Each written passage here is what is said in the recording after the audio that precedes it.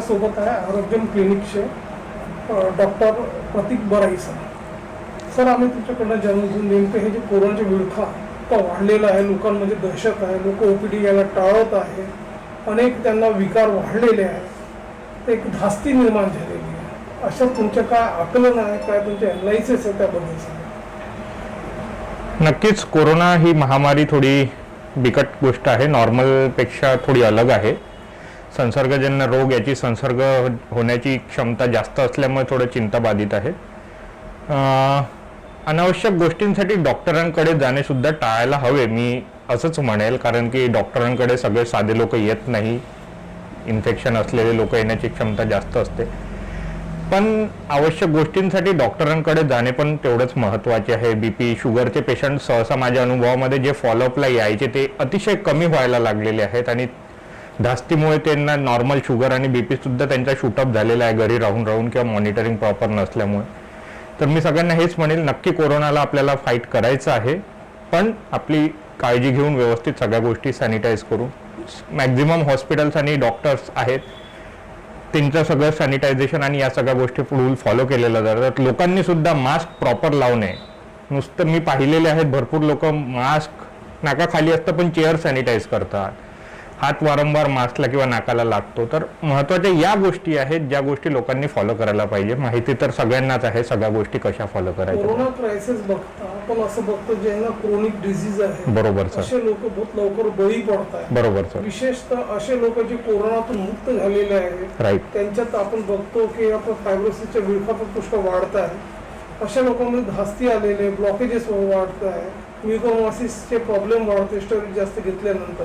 हे जे विषय येत आहे आता नवीन प्रकारचे जे सुरू आहे, बरोबर सर, हे जे आहे पेशंट वाढत आहे, त्याचं मागचे कारण काय त्याबद्दल? सगळ्यात पहिली गोष्ट जसे जे पण पोस्ट कोविड कॉम्प्लिकेशन्स आहेत, जसे फायब्रोसिस आहे, सगळ्यात महत्त्वाचा मुद्दा म्हणजे जीवघेणी सध्या आहे म्युकोरमायकोसिस नावाचा, त्याला ब्लॅक फंगस हे म्हणतात.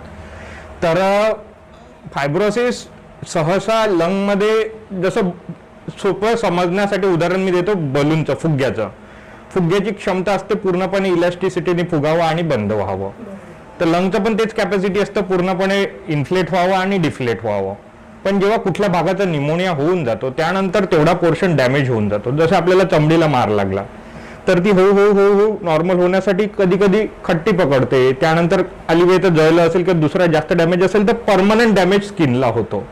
तसाच लंगला पण परमनंट डॅमेज होण्याचा चान्स असतो, जो एक प्रकार असतो त्याला म्हणतात फायब्रोसिस.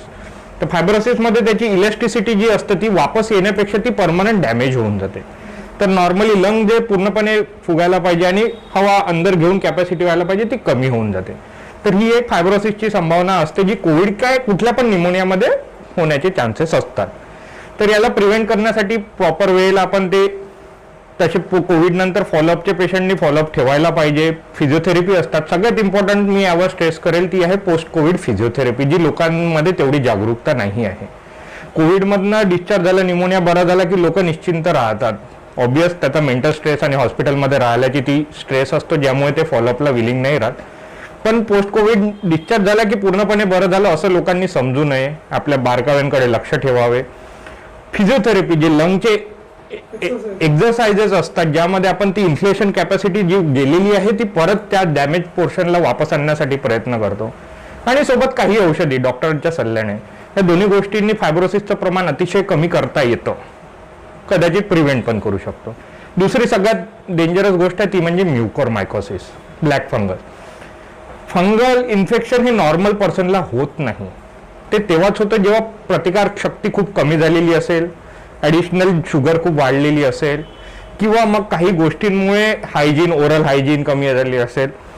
तर सध्या स्टडीज तर सुरू आहेत. एक्झॅक्टली मी एक हेच निदान आहे किंवा हेच कारण आहे असं एक्झॅक्टली बोलू शकणार नाही, पण यामागे माझ्या अनुभवानुसार मला वाटतं सगळ्यात महत्त्वाचं म्हणजे कोविड व्हायरसने सुद्धा पेशंटची झालेली प्रतिकारशक्ती कमी झाली. दुसरं, ज्यांची प्रतिकारशक्ती ऑलरेडी कमी आहे त्यांना अजून एक रिस्क वाढून जातं. तिसरी गोष्ट आहे ज्यांना डायबिटीज आहे, ज्यांची शुगर लेवल अनकंट्रोल्ड राहतं.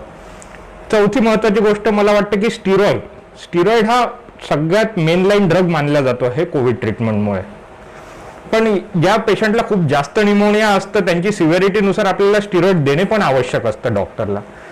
तर डॉक्टरला पण त्या गोष्टी जेव्हा देत आहेत तेव्हा प्रॉपरली इन्शुलिन ॲडिशनल द्यावे, कारण की नॉर्मलपेक्षा जेव्हा स्टिरॉइड देतो तेव्हा शुगर अजून शूट आउट होतात. तर त्यांचे शुगर लेवल मॉनिटरिंग करून त्यांना इन्शुलिन दिलं जाणे वेळेवर, किंवा मग औषधी दिल्या जाणे. आणि सोबत जे असतात ॲडमिटेड पेशंटच्या ओरल हायजीनकडे तेवढं लक्ष दिलं जात नाही.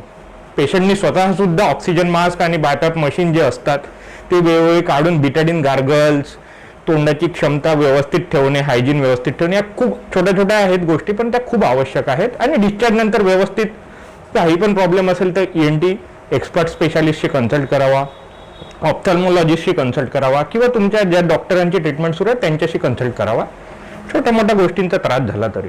सर आपण काय म्हणणार की आता हे जे लोक वर्क फ्रॉम होम असल्यामुळे प्रोफेशनल्स घरी आहे, Right. त्यांना वेगवेगळे आर्थोचे डिझीज सुरू झालेले आहेत, बरोबर. स्लीप डिस्कचे प्रॉब्लेम असो किंवा स्पॉन्डिलिसिस, सर्वायकल स्पॉन्डिलिसिसचे प्रॉब्लेम असो, फ्रोजन शोल्डरचेच प्रॉब्लेम असो, सायटिकाचे प्रॉब्लेम असो, तर हे पुष्कळ वाढ झालेली आहे. हे लोक जनरली बघतो आपण पुष्कळ कमी एक्सरसाइज करतात, नुसतं टेन्शन आणि मानसिक भीतीमुळे राहतात, त्रासमध्ये राहतात ते लोक. आणि आपण बघतो की अशात ते आपली फिजिक मेंटेन करण्यासाठी ते प्रोटीन सप्लिमेंट्सचे वापर करतात. बरोबर. तर तुमच्या मते हे काय आहे? माझ्या मते बॉडीची इम्युनिटी वाढवणे किंवा बॉडीला फिट ठेवणे ही गोष्ट तेवढीच महत्वाची आहे जेवढी प्रत्येक गोष्टीची घराची साफसफाई करून घर व्यवस्थित ठेवणे. शरीर आणि मन या दोन गोष्टी आपल्या अंगामध्ये आहे, तर मन हे तेव्हाच सुदृढ राहतं जेव्हा शरीर सुदृढ असेल. ही कल्पना सगळ्यांनाच माहिती आहे. तर मी हेच म्हणेल की मानसिक हेल्थ ही पण तेवढीच महत्वाची आहे जेवढी शारीरिक हेल्थ. तर आजकाल लोक मानसिक तणाव आणि मानसिक फटीग हे जास्त होतं, पण शरीर थकत नाही. त्यामुळे सगळ्यांना मॅक्झिमम लोकांना थकल्यासारखं वाटतं पण झोप न लागणे, कारण की तो मानसिक थकवा असतो, शारीरिक नसतो. तर मी सगळ्यांना हेच म्हणेल की मनासोबत शरीराला पण थकवा, दोघांनाही बॅलन्समध्ये ठेवा. बाहेर नाही पडू शकत आहे, घरी घराच्या अंदर योगासन, प्राणायाम किंवा गच्चीवर जाऊन किंवा जे जिथे पॉसिबल असेल तिथे व्यवस्थित सगळ्या मास्क आणि सगळ्या गोष्टींचा वापर करून तुम्ही शरीराकडे पण लक्ष द्या. मी एवढंच म्हणेल, शरीर आणि मनाची दोनाचीही क्षमता वाढवा आणि सुदृढ ठेवा. सर आम्हाला सांगा, तुम्ही आमच्या चॅनलला हे जे आरोग्यम क्लिनिक आहे आपलं, इथे कशा प्रकारचे अद्ययावत सेवा आपण उपलब्ध आहे पेशंटसाठी, त्याबद्दल थोडं सांगा. सर माझं क्वालिफिकेशन MD मेडिसिन झालेलं आहे. त्यानुसार माझं स्पेशलायझेशन हार्ट, लंग या गोष्टींमध्ये जास्त असतं. तर भरपूर पेशंट जे असतात, खासकर कोविड पेशंट तर मी भरपूर पाहतोच आहे. माझ्याकडे ECG मशीन, नेब्युलायझेशन, ऑक्सिजन सिलेंडर पण इमर्जन्सीसाठी मला आता अरेंज करावं लागलं आहे. सोबत रेग्युलर चेकअपमध्ये बाकीचे पण डिसीजेस येतात, जसे किडनीचे आहेत, लिव्हरचे आहे, ब्लड रिलेटेड आहे, रक्त कमी होणे वगैरे, या सगळ्या गोष्टींवर पण मी ट्रीटमेंट करत असतो. तर माझ्या फॅसिलिटीजमध्ये ECG machine, nebulization, pulse oximeter, blood pressure या सगळ्या गोष्टी अवेलेबल आहेत आणि मी त्यांचा रेग्युलर फॉलोअप करतो. सर इथे येणारे जे पेशंट आहे पर्टिक्युलरली, तसे त्यांच्यासाठी कशा प्रकारचे आपण कोविड जे गाईडलाईन्स आहेत त्याला फॉलोअप करतात, आणि असे लोक पण आपण बघतो जे सोशल डिस्टन्सिंगच्या फज्जावर होतात आणि त्याचे पालन करत नाही, बरोबर, पालन ते करत नाही, बरोबर बरोबर, बेफिक्रीनं वागतात, दुर्लक्ष करतात. अशा लोकांना आपण काय मेसेज देऊ इच्छितो?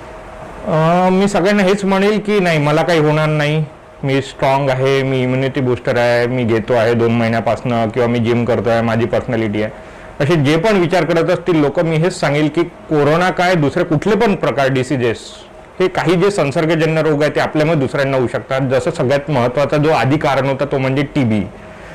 तर मास्क या गोष्टी वापरल्यामुळे TBचं प्रमाण अतिशय कमी झालेलं आहे. ही खूप चांगली गोष्ट आहे. होऊ शकतं जर आपण या गोष्टी फॉलो करूया तर TB दुर्मिळ होऊ शकतो आणि नाहीसा होऊ शकतो आपल्या देशातनं. तर मी सगळ्यांना हेच म्हणेल की तुम्हाला तुमची काळजी सोबत आपण दुसऱ्यांचा विचार करून स्वतः काळजी घ्यायला पाहिजे. रिस्पॉन्सिबल वागा, रिस्पॉन्सिबल सिटीजन व्हा. नुसतं डॉक्टर सांगतील तेच गोष्टी तुम्ही फॉलो करा किंवा तुम्हाला काही इन्फेक्शन झालं तेव्हाच तुम्ही फॉलो करा, मी असं नाही म्हणणार. जर सगळे मिळून सुदृढ व्यक्तींनी सुद्धा प्रॉपर रूल फॉलो केले तर आपण प्रत्येक गोष्टीवर मात घेऊ शकतो. पुढे थर्ड